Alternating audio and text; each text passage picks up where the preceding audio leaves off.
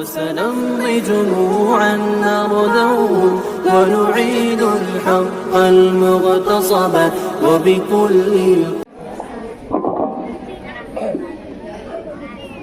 आलिया खिलासा हुआ है।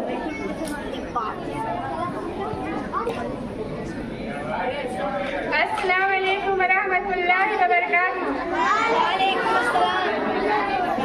आदरणीय प्रधानाचार्य, शिक्षकगणों एवं मेरे प्यारे साथियों, मेरा नाम आलिया खातून है। मैं क्लास 7 में पढ़ती हूँ। सबको स्वतंत्रता दिवस की हार्दिक शुभकामनाएं। आज हम सभी भारतीय एक साथ इस खास मौके पर एकता का प्रतीक बनकर खड़े हैं। हम आज स्वतंत्रता दिवस के इस पवित्र अवसर पर हमारे महान वीरों और स्वतंत्रता सेनानियों को याद करते हैं, जिन्होंने अपने अमूल्य बलिदान से भारत को आजाद कराया था। 15 अगस्त 1947 एक ऐतिहासिक दिन था। बड़े कठिन और लंबे संघर्ष के बाद आखिरकार हमें इस दिन अंग्रेजी साम्राज्य से आजादी मिली। हर ओर खुशी का माहौल छा गया। आजादी के साथ साथ हमारी जिम्मेदारियां भी बढ़ गई।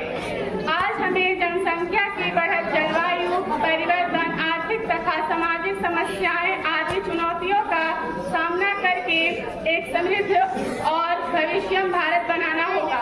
स्वतंत्रता दिवस के इस शुभ अवसर पर देश के प्रति शुद्ध और देशभक्ति की भावना होनी चाहिए। हमें आपसी भाईचारे और एकजुटता के साथ देश के प्रगति की ऊंचाइयों तक ले जाना है। आओ सब मिलकर यह संकल्प लें कि हम अपने देश के सभी विकास कार्यों में भाग लेकर देश को आगे ही आगे ले जाएं। अब तो तिरंगा झंडा भी हमसे ये पूछने लगा है कि क्या बात है भारत, आजकल फहराने से ज्यादा मैं कफन में दफनाने की क्यों काम आ रहा हूँ। महोदय, हृदय तो उस दिन फट गया जब बूढ़ी माँ अपने बेटे के चिथड़ों को देखकर बोली कि साहब, आप तो भर्ती में 1 इंच भी कम नहीं लेते, मैं आधा शरीर कैसे ले लूं। महोदय, आज इन मानवाधिकारों के कारण इन आतंकियों के यहाँ की आकाओं की नाकनी हस्ती है और हमारे शहीद हुए जवान की आंगन की तुलसी रोती है। जब एक शहीद हुए जवान की विधवा की वेदना चीख चीख कर ये कहती है कि प्यार भी भरपूर गया, मांग का सिंदूर गया, प्यार भी भरपूर गया, मांग का सिंदूर गया, नन्हे नौनिहालों की लंगोटियां चली गई, छोटी छोटी बेटियों की चोटियां चली गई। और आपके लिए तो एक आदमी मरा है साहब, आपके लिए तो एक आदमी मरा है साहब, मेरे घर की तो रोटियां ही चली गई, मेरे घर की तो रोटियां ही चली गई।